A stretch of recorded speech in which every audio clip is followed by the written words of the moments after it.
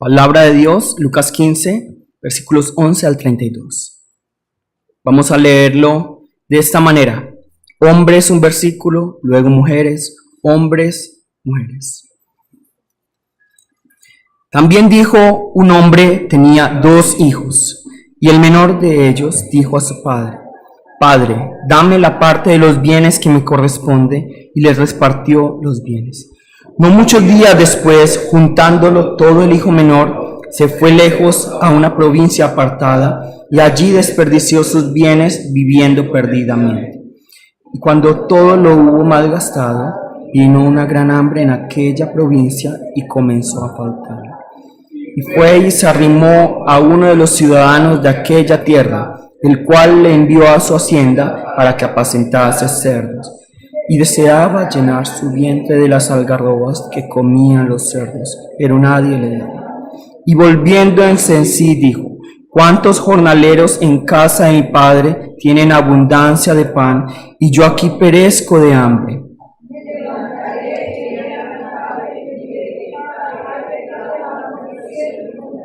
Ya no soy digno de ser llamado tu hijo, hazme como a uno de tus jornaleros.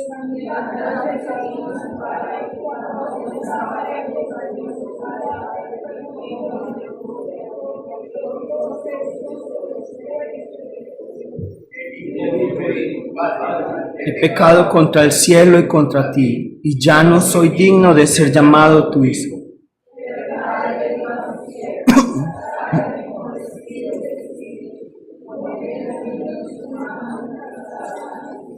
Y traer el becerro gordo y matado, y comamos y hagamos fiesta.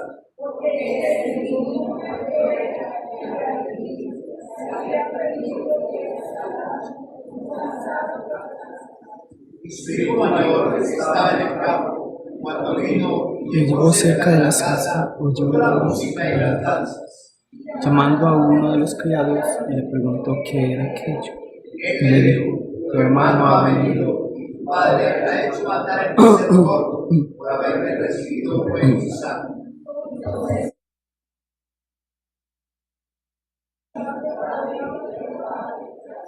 Mas él, respondiendo, dijo al padre: Aquí tantos años te sirvo, no habiéndote desobedecido jamás. Nunca me has dado ni un cabrito para gozarme con mis amigos. Pero cuando vino ese tu hijo, que has con rameras, has hecho matar para él el becerro. Y entonces le dijo: siempre estás conmigo y todas mis cosas son tuyas. Mas eran necesarios que este regresáramos, porque ese tu hermano era muerto. Se había perdido y es hallado. Amén. Amén. Las historias son algo muy primitivo. Y como son algo muy primitivo, es lo que más fácil nosotros recibimos. Por eso nadie se niega a una buena historia. A todos nos gusta ver una buena película, de pronto una buena novela, leer un buen libro que cuente una buena historia. Nosotros vemos, por ejemplo, en las novelas, es demasiado interesante como una novela mexicana nos habla de, que el licenciado tal, se encuentra con Lupita Guadalupe, yo no sé qué. Y uno como que se pega a esa historia. ¿Por qué? Porque las historias son algo muy natural del hombre. Por eso, ¿cuál es la mejor predicación? La mejor predicación no es la que dice, bueno, el griego dice esto, el hebreo dice esto, la voluntad de Dios es esto, A, B, C, D. Realmente nosotros como seres humanos no recibimos esto tan fácilmente como si nos lo contaran a través de una historia. Por eso últimamente los predicadores están haciendo storytelling, que es a través de una historia predicar y contar la historia, la palabra de Dios, explicar la palabra de Dios. ¿Eso es antibíblico? No. De hecho, Jesús, su método para predicar acerca del reino de los cielos, para predicar acerca de aquello que parece una idea abstracta, que usa historias. ¿Y cómo las llamamos nosotros? nosotros parábolas. ¿Qué es una parábola? Es explicar el reino de los cielos a través de lo que es común para nosotros. Jesús no va a explicar, bueno, yo me acuerdo que cuando yo estaba en el reino de los cielos, entonces pasó este ángel y ustedes entienden. Nadie va a entender, porque solo Él estuvo en ese momento. Pero Él toma lo cotidiano, lo común, y lo convierte en una historia para explicar el reino de los cielos. Y si nosotros vemos los 4 evangelios, ¿cuál es el evangelio que más parábolas tiene? Lucas. Lucas es el libro que más parábolas tiene. Incluso si comparamos solo las parábolas que están en Mateo y las parábolas que están en Lucas, Lucas sigue conteniendo muchas más parábolas. Y lo que nosotros debemos entender acerca de las parábolas, y vamos a hablarlo porque un tema que me encanta son las parábolas, porque nos habla del reino de los cielos, y es la manera en que Jesús predicó. Por lo tanto, es como nosotros debemos entender el reino de los cielos, y debemos saber qué significa cada parábola. Y cada autor, Mateo, Lucas, van a utilizar estas parábolas para tratar de explicar cosas diferentes. Yo puedo encontrar una parábola en Mateo y la misma en Lucas, pero los dos muy seguramente no van a tratar de comunicar lo mismo. Por ejemplo, vamos a buscar en este momento Mateo 18.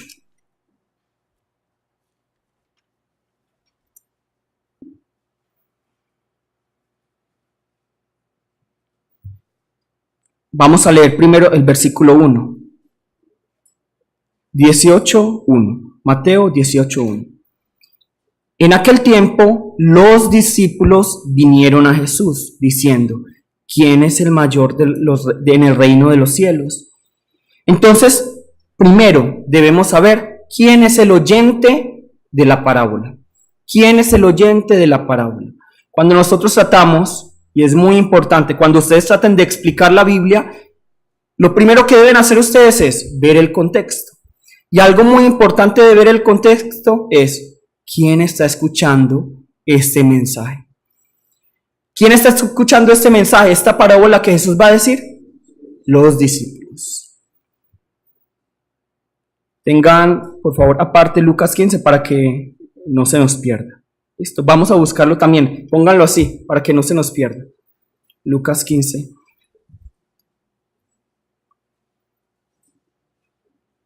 Pasemos a Lucas 15 para que hagamos una comparación.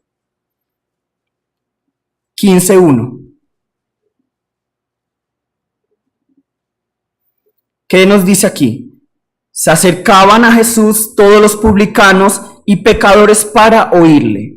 Y los fariseos y los escribas murmuraban diciendo, este a los pecadores recibe y con ellos come. Entonces, 18, ¿quién es el oyente? Los discípulos. 15, ¿quién es el oyente? Publicanos, pecadores, fariseos y escribas. Ahora Jesús nos va a contar una parábola. 18:10 al 14. Mirad que no menospreciéis a uno de estos pequeños, porque os digo que sus ángeles en los cielos ven siempre el rostro de mi Padre que está en los cielos. Porque el Hijo del Hombre ha venido para salvar a los que se habían perdido, lo que se había perdido. ¿Qué os parece? Si un hombre tiene 100 ovejas y se descarría una de ellas, ¿no deja las 99 y va por los montes a buscar lo que se había descarriado? Y si acontece que la encuentra, de cierto os digo que se regocija más por aquella que por las 99 que no se descarriaron. Así no es la voluntad de vuestro Padre que está en los cielos que se pierda uno de esos pequeños. Ahora vamos a leer Lucas 15, versículos 4 al 7. Estamos comparando Mateo y Lucas.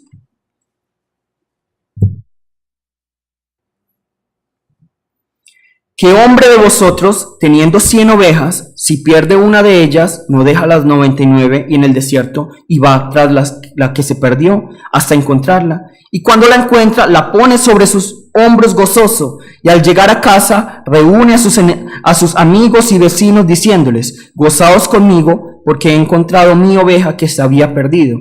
Os digo que así habrá más gozo en el cielo por un pecador que se arrepiente que por 99 juntos que no necesitan de arrepentimiento. Aparentemente es la misma parábola, pero si pensamos bien, es un diferente público. ¿Cuál es el público de Mateo? Los discípulos. ¿Cuál es el público de Lucas?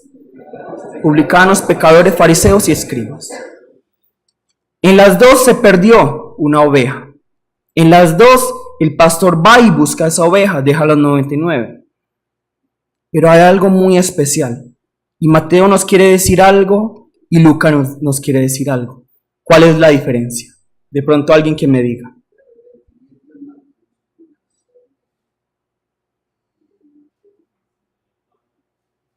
El lenguaje. ¿Pero qué tipo de lenguaje? ¿Qué es lo que nos quiere decir Mateo y qué nos quiere decir Lucas? Hay una clave. Aquí la palabra nos dice, y se descarría una de ellas. Se descarría una de ellas. Mientras que aquí dice, en Lucas se pierde. Cuando nosotros vemos Mateo el contexto es que él está hablando a la iglesia. ¿Qué es que se descarría una de las ovejas? Que se sale de la iglesia, que se aparta del Señor. Entonces, ¿qué hace el Señor? Cuando Él va y quiere que nosotros volvamos a la iglesia. Entonces, si ustedes conocen a alguien que está en una secta, ¿qué tienen que hacer? Era cristiano y se fue para una secta, ¿qué tienen que hacer? Dejarlo, criticar la secta. Tienen que ir a sacar a esa persona de esa secta y traerla nuevamente a Cristo para que el Señor se goce. De eso nos habla Mateo. Pero ¿de qué nos habla Lucas? Lucas le está hablando a los escribas, a los fariseos, de que estos son unos pecadores, sí. Pero Dios quiere que estos pecadores que nunca estuvieron en Cristo, que nunca estuvieron en la iglesia, entren a la iglesia. ¿Entendemos? Mateo le está hablando a los discípulos y está diciendo, si alguien estaba en la iglesia y se sale, yo quiero que entre nuevamente a la iglesia, yo quiero que haga una parte nuevamente de la iglesia. Pero ¿qué nos dice Lucas? Yo quiero que ese pecador que nunca estuvo en la iglesia, entre en la iglesia. Entonces vemos ya como Mateo y Lucas tienen objetivos diferentes a pesar de que sea una misma parábola aparentemente. Pero vemos esta parábola del hijo pródigo, que realmente es un título muy malo para poder expresar la hermosura y la genialidad de Jesús al poder contar esta historia. Porque esta parábola, no es solo una parábola, sino que son dos en una. Son dos en una. Aquí hay dos escenarios, hay dos actos. Y el primer acto lo vamos a hablar en este momento y el segundo acto lo vamos a hablar por la tarde. Para que, si ustedes quieren saber cuál es el segundo acto y cómo termina la historia, se queden. Muy inteligente yo.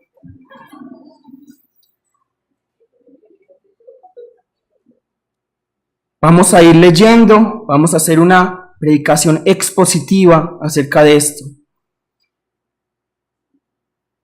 Cuando nosotros primeramente vemos esta parábola, la parábola del hijo pródigo, como ya les dije, no me gusta este título, pero es como todos lo conocemos, vamos a ver que esta historia está dirigida a ¿quiénes? Nuevamente, ¿quién es el público?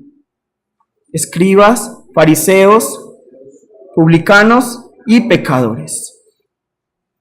Y cuando nosotros vemos esta parábola, la hemos escuchado muchísimas veces. ¿Qué es lo normal que ocurra en la congregación cuando les predican acerca de esta parábola? Llora. Si es que yo era ese hijo pródigo. Si es que el Señor, es que el Señor es el Padre y yo soy el hijo pródigo que lo despilfarré, que lo desperdicié todo, y lloran. Pero esta audiencia, estos fariseos y estos escribas no hicieron esto. Ellos se enojaron. Ellos les molestaba esta historia. A ellos no les parecía cómoda esta historia. Y ya vamos a ver. Vamos a ir leyendo la parábola y vamos explicando. También dijo, Un hombre tenía ¿cuántos hijos? 2 hijos. Aquí se nos está hablando que en esta parábola ¿cuántos personajes hay? Un padre, un hombre y 2 hijos. 1 más 2 es 3. Pero ¿qué hace la gente? 1 y 1, padre, hijo, pródigo, punto. Ahí termina la historia. Pero esta historia es mejor que una novela mexicana. Esto tiene realmente muchas cosas para sacar. Y aquí se nos está hablando un hombre y 2 hijos. Pero miren que comienza con ¿qué? Esta parábola. También. Entonces, esta parábola tiene relación ¿con qué? Con 2 parábolas que están previamente. La de la oveja perdida y la de la moneda perdida. Se nos está hablando de algo, la historia nos quiere contar algo.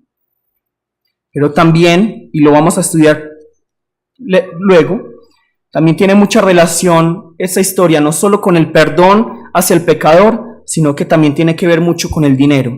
Lucas habla mucho acerca del dinero. Por eso si nosotros vemos Lucas 16, nos habla de había un hombre que era rico, que gastaba, que no utilizaba bien el dinero. Entonces, el hijo pródigo está entre esas 2. Esas historias acerca del hijo que estaba perdido, pero también el hijo que lo malgasta todo, que es ese hombre rico. Bueno, entonces, hay un hombre que tenía ¿cuántos hijos? 2 hijos. Entonces, desde la introducción, Jesús nos está diciendo que hay 3 personajes. El padre, el hijo mayor, ¿y quién más? Y el hijo menor. Vamos a seguir leyendo. Y el menor de ellos dijo a su padre: Padre, dame la parte de los bienes que me corresponde. Y les repartió los bienes. Vemos aquí algo muy espectacular, que de pronto nosotros no entendemos si no vemos el contexto, si no entendemos la cultura hebrea. En la actualidad, que un hijo le pida la herencia a su padre, ¿es normal o no? ¿No? Sí. Un hijo le puede pedir: padre, yo quiero mi herencia, en la actualidad. Pero en la cultura judía es impensable, inimaginable que un hijo le pida la herencia a su padre. El padre puede decir: hijo, yo te voy a dar la herencia de antemano. Pero el hijo nunca puede decirle al padre: padre, yo quiero mi herencia. No puede ser así. Es más, si vemos esta cultura, vemos que si, digamos, el padre decide entregarle la herencia a su hijo, el hijo tiene el derecho sobre la propiedad, pero todavía no es suya. Y el padre puede coger de la propiedad lo que él desee, aunque ya se lo haya heredado a su hijo. Y si, digamos, el hijo vende esa propiedad a otra persona, el usufructo, el gozo de esa propiedad no va a ser hasta que muera el padre. Entonces debemos entender esto. ¿Qué fue lo que le dijo el hijo al padre? ¡Muérete! Padre, muérete. Yo te quiero muerto. Yo quiero tus riquezas. Yo te quiero muerto. Yo prefiero tus riquezas y te quiero muerto.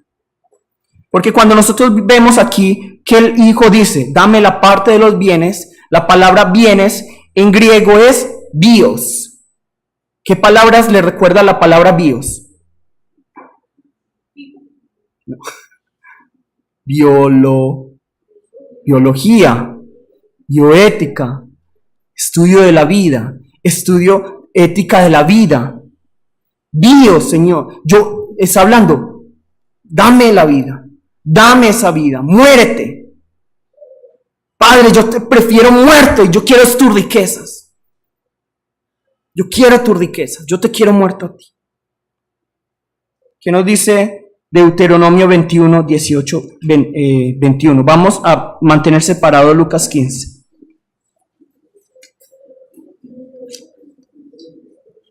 Deuteronomio 21, 18 al 21.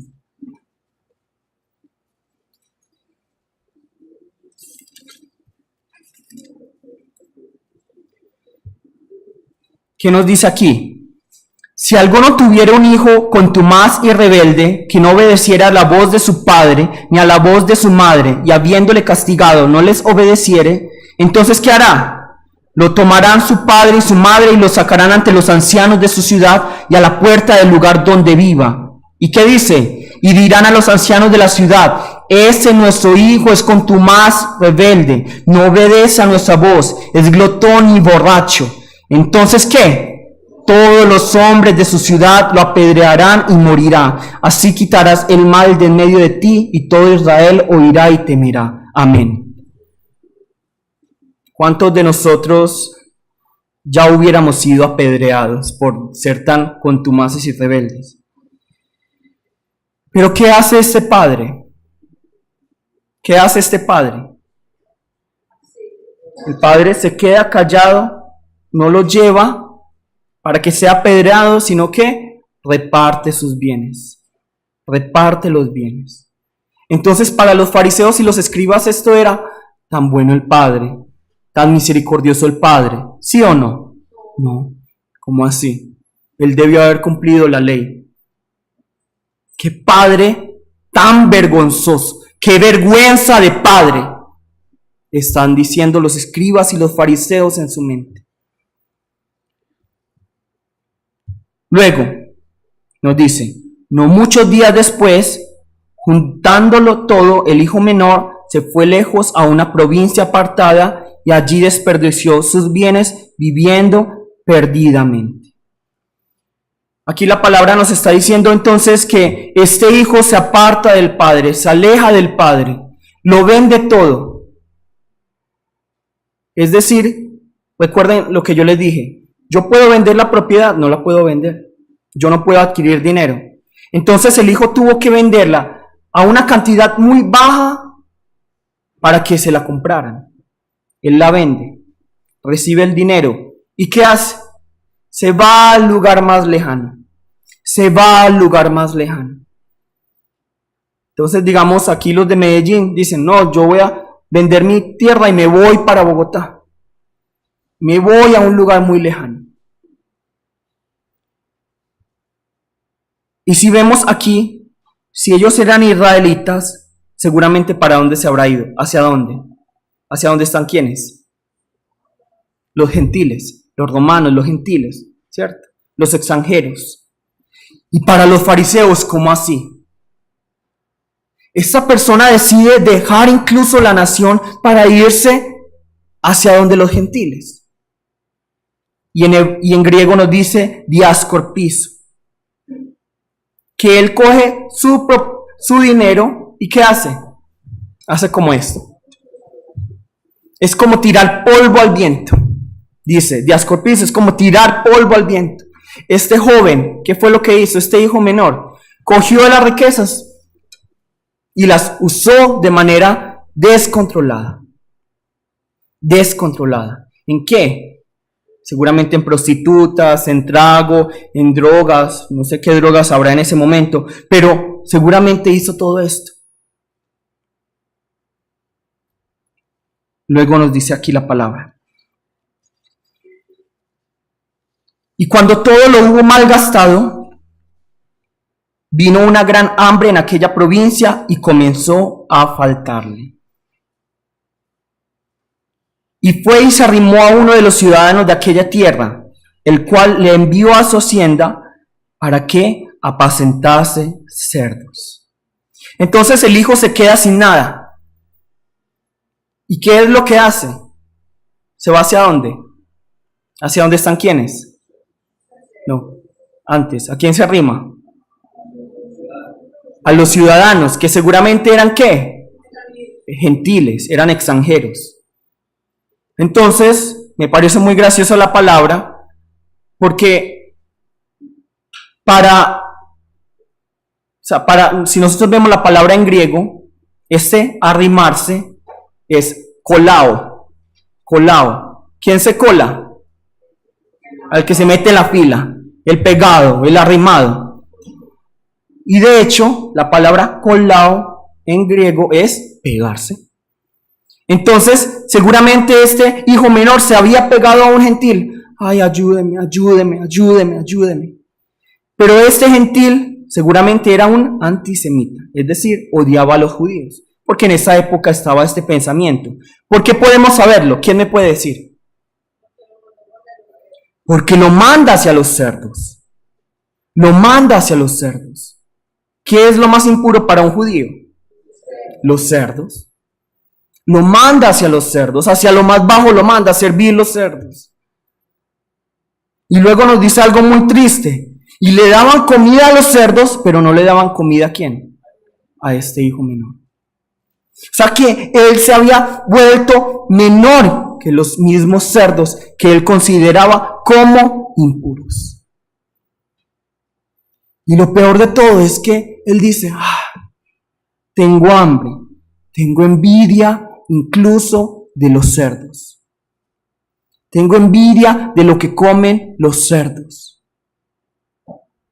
Y si nosotros vemos aquí, esa persona está diciendo, uy no, yo quisiera ser un cerdo, poder comer las algarrobas, pero no puedo, nadie me da nada. Entonces para estos gentiles era mejor darle a los cerdos que a un hijo de Abraham. Entonces, ¿qué está haciendo Jesús? Nos está pintando el peor ¿qué? Escenario. Un hijo que le dice a su padre que se muera, un hijo que se va hacia otra nación, hacia el extranjero, un hijo que lo despilfarra todo, que lo pierde todo y que luego incluso tiene envidia de los cerdos. Pero que no dice luego la palabra. Y volviendo en sí, Juan dijo, ¿cuántos jornaleros en casa de mi padre tienen abundancia de pan y yo perezco de hambre? Me levantaré e iré a mi padre y le diré, Padre, he pecado contra el cielo y contra ti. Ya no soy digno de ser llamado tu hijo. Hazme como a uno de tus jornaleros. Eis heutón de elton. Volviendo en sí mismo. Nos dice en griego, volviendo en sí mismo. Eis heutón de elton. Es decir, yo me doy cuenta, despierto y quiero volver a mi hogar. Quiero volver a mi hogar. Entonces dice este joven, yo ya quiero volver a mi hogar. Estoy arrepentido. ¿Y qué es lo que empieza a hacer? Hacer un plan. Cuando yo llegue donde mi padre, ¿qué le voy a decir? Padre, he pecado contra el cielo y contra ti. No me tomes como a uno de tus hijos, sino como a uno de tus siervos. Estoy arrepentido. Yo quiero pagar mi deuda. Quiero pagar la deuda que tengo contra ti. Y cuando nos habla aquí de que estoy arrepentido, que he pecado contra el cielo, ¿a quién se refiere? A Dios. Estoy arrepentido, sé que he pecado contra Dios, pero también contra ti. ¿Qué haría un padre en esta época?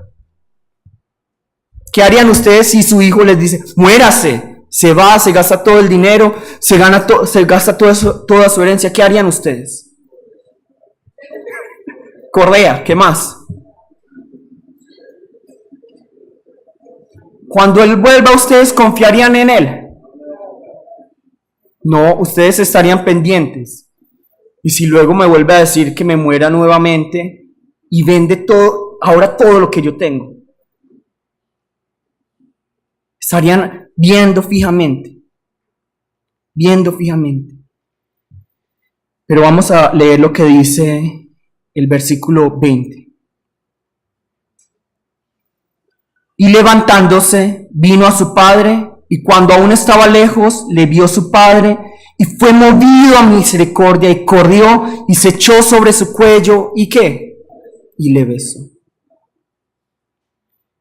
Entonces, si nosotros vemos aquí la palabra griega para ser movido a misericordia, nos está hablando de algo muy visceral.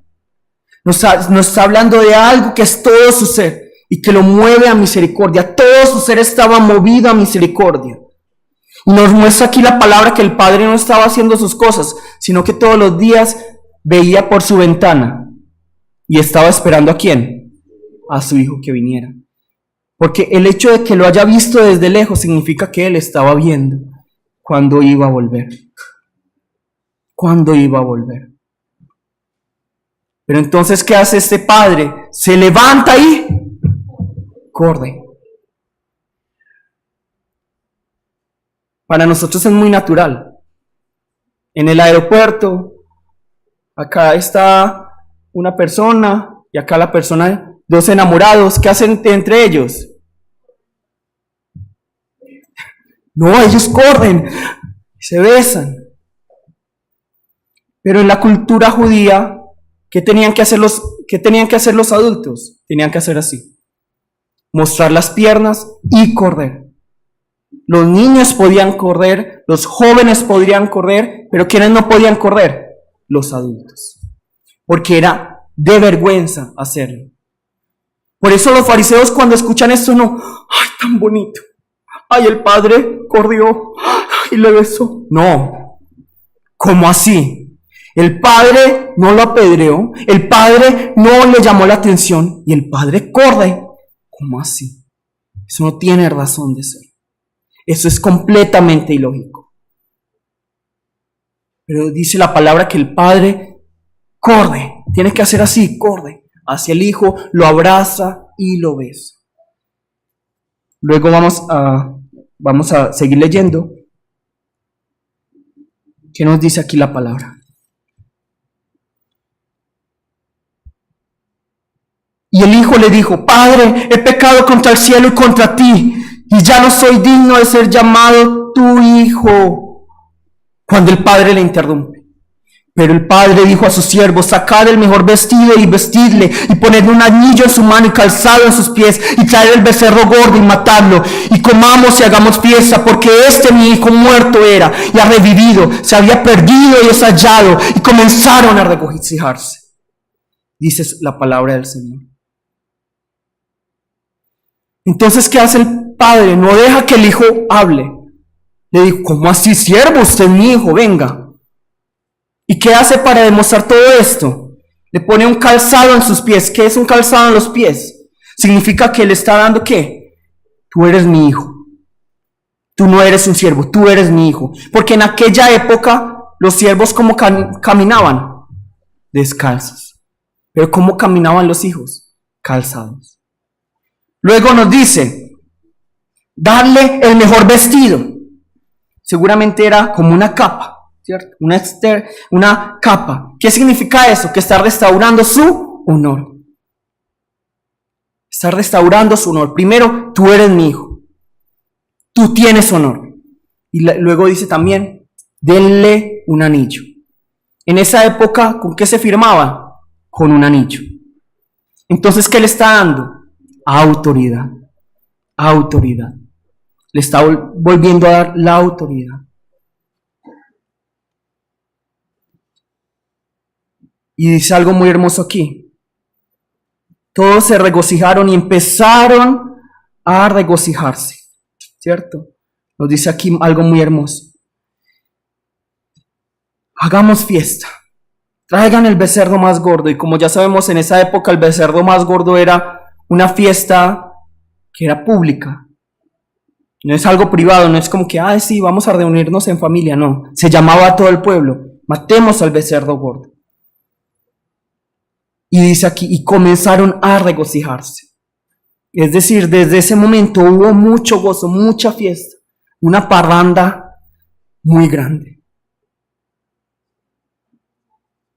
Esta historia aquí termina. Este es el acto número 1, la escena número 1. Cierra el telón. Se cierra el telón. ¿De quién nos está hablando aquí? Nos está hablando del Padre, Dios, y de nosotros que dejamos al Padre, le decimos adiós. O cuántas veces no cuando estábamos en el mundo: muérete, muérete Dios. Yo no te quiero en mi vida, cristiano. Hola, aleluya, ¿cómo estás? Cristiano. Yo no quiero ver nada que ver con esos radicales, con esos religiosos. Dios no existe. Le dijimos: muérete Dios. Nos fuimos a un lugar lejano, hacia el mundo. Lo desperdiciamos todo. La vida que Él nos había provisto, la tiramos como el polvo al aire. Pero luego nos vamos entrando como al lugar más profundo, al hueco más profundo. Y vamos teniendo envidia de la porquería de este mundo. Ay, qué tan bueno tener las riquezas que tiene el otro. Ay, qué tan bueno tener todas las novias que tiene el otro. Ay, qué tan bueno para este que se toma 100 tragos cuando yo solo soy capaz de media copita. Empezamos a tener envidia de los cerdos. Envidia de lo que hay en este mundo. Porque Jesús dice, porque el diablo le muestra todos los reinos, todas las riquezas y le dice, póstrate delante de mí, yo te daré todo. ¿Qué hace Jesús? Uy, sí, yo quiero eso. No, para Jesús, ¿qué era todo eso? Porquería. Pero ¿qué hacemos nosotros? Nos rebajamos. Acá está la gloria de Dios. ¿Y qué preferimos antes que la gloria de Dios? Lo de este mundo. Entonces tenemos una fe ¿qué? Humanista, antropocéntrica. Siembra y recibirás, paga el diezmo y recibirás. La palabra nunca nos dice que si yo entrego diezmo, que si yo entrego ofrenda, es para que yo reciba. No. Pruébenme en esto, dice el Señor, pero no es con el fin de recibir, es con el fin de glorificar, de exaltar y de guardar una comunidad. Porque como ya hemos hablado muchas veces, Malaquías 3 nos habla acerca del diezmo. ¿Pero qué tipo de diezmo? ¡Ching! Dinero, no. Nos habla de comida. Es decir, los judíos, ¿cuánto pagaban ellos? El diezmo. ¿Cuánto es el diezmo? 33%. Ellos pagaban el diezmo y pagaban una parte, 10% pagaban esto. Y una parte entregaban comida. ¿Y qué era? ¿Esa comida para qué era? La llevaban a la casa. ¿Qué es el alfolí? No es esto, nosotros le decimos el alfolí. ¿Pero qué es un alfolí? Es la casa, ¿cierto? Allí se guarda la comida. ¿Para qué? Para que los pobres puedan ir a comer. Para que los pobres puedan ir a comer. Entonces miren que la palabra nos está hablando acerca de esto. Dios no quiere nuestras riquezas, Dios no quiere nada de esto. Dios quiere solo que nosotros le rindamos la gloria. Y nosotros hemos caído en esta torpeza de decir, es que las riquezas son tan importantes. Y caemos en la adoración ¿de quién? De Mamón, se llama así. Muy gracioso el nombre, pero bueno. Mamón, que es riquezas. Caemos en esta adoración de Mamón, que es el Dios de las riquezas. Caemos. Pero luego llegamos, nos damos cuenta. Yo no debería estar viviendo de esta manera. Y todos hemos estado en ese lugar bajo y nos damos cuenta, yo ya no quisiera vivir así. Voy a ir al Padre y le voy a decir, Señor, por mis obras, con mi obediencia, yo quiero que otra vez me recibas. Con mi obediencia, a través de mis obras, yo quiero que me recibas. Voy a decirle eso, no me tomes como a tus hijos, pero con mi obediencia y con mi servicio y con todo esto, con mi esfuerzo, con venir a la iglesia y con entregar el diezmo y la ofrenda, con adorar no importa que sin corazón, que solo soy así, bendice oh alma mía, no importa, yo solo quiero ir. Y vamos donde el Padre. ¿Y qué hace el Padre? Rompe todo paradigma que decía que nosotros deberíamos ¿qué? Morir. Y Él corre hacia nosotros, nos abraza y nos besa. Y nosotros vamos a decir, Señor, por mis obras voy a recibir la salvación. ¿Y qué hace el Padre? No es por tus obras. No es por tus obras. Es por mi gracia. Es por la fe. Recibe en este momento la autoridad de hijo. Recibe el honor que tiene un hijo y recibe realmente el hecho de que seas hijo mío. Eso hace el Padre. Y hacen fiesta en el reino de los cielos. Y se regocijan. ¿Ustedes quieren participar de esto? Corran hacia el Padre. Vayan hacia el Padre. El Padre está preparado esperando. Pero como ya hemos hablado, el Padre espera silencioso. Acérquense a mí y yo ¿qué? Me acercaré a ustedes. Romanos 1 nos dice, ustedes decidieron estar en sus pecados, ¿qué va a hacer? Dios. Ay, no, venga. ¿Tú quieres estar en tus pecados? Bueno, pero yo esperaré. Dios nos está esperando. Arrepintámonos, corramos hacia Él, ya no sigamos en la pobreza de este mundo, vayamos hacia su gloria, hacia su gloria. Arrepintámonos, no seamos como dice la palabra, como el hombre necio que se ve en el espejo, se voltea y ¿qué? Se olvida. Mirémonos en el espejo y veamos que no somos nada. Si alguno de aquí se cree mucho, lo lamento, la verdad es que no es nada. Los derechos humanos son hechos por los hombres, pero ustedes lo han visto. Cuando hay una guerra, derechos humanos, eso no sirve para nada. Cuando ustedes pueden volverse carne de cañón, se dice, a un gobierno no le importa. Esos derechos humanos no son nada, son simplemente cosas que nos permiten manejarnos entre nosotros temporalmente, pero si hay una guerra, todo eso se pierde. Chao, no somos nada. Y cuando morimos, ¿quiénes vienen a visitarnos y a darnos besitos? Los gusanos. Los gusanos. Y al final, ¿en qué nos vamos a convertir? En excremento de gusano. Y volvemos a la tierra. No somos nada. Pero ¿qué nos dice Dios? Vengan a mí, yo les voy a hacer mis hijos. Vengan a mí, yo les voy a dar honor y autoridad. Recibamos eso. Vamos todos a ponernos de pie, por favor.